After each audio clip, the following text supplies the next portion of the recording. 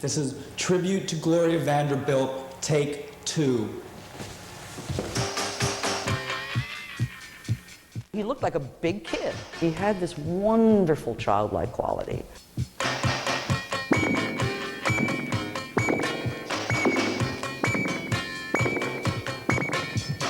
There's a real sense of he's living in the moment. This energy, I think, is something you can see in the show.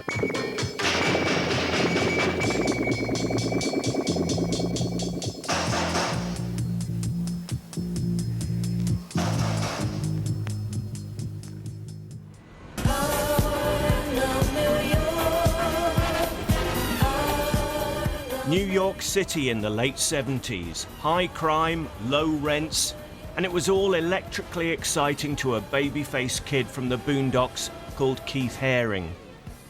He was someone who really wanted to say yes to everything. He wanted to embrace everything.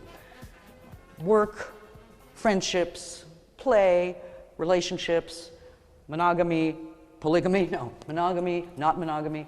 Yeah, he was like a sponge. He wanted to explore everything, take everything in.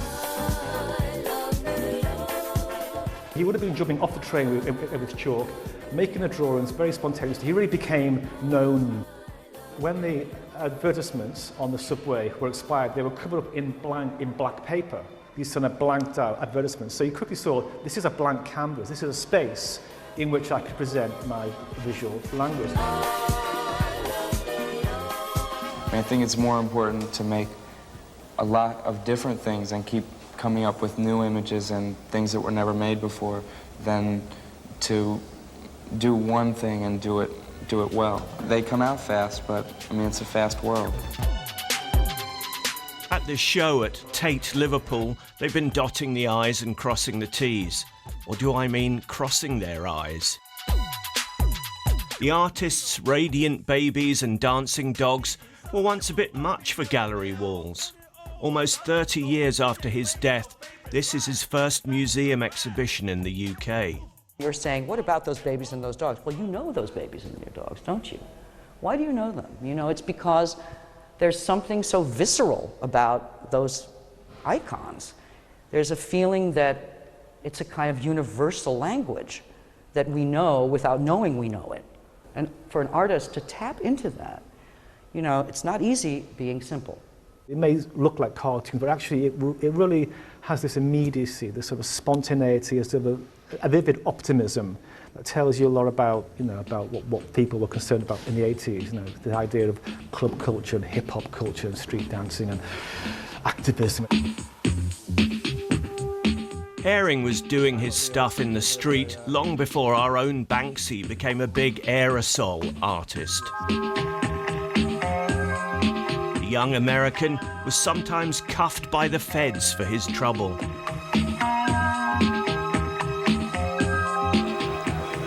Within the first few days of the show, about $250,000 worth of his pieces sold. Not bad for a 24-year-old kid from Kutztown. While his friend Andy Warhol courted an affluent art crowd, Haring offered his work at more reasonable rates through his so-called pop shop. Even if you've never seen a Haring in an art gallery before, you'll know him by his T-shirts. Does that mean in the dreadful phrase he's sold out? Or does he anticipate where art is going?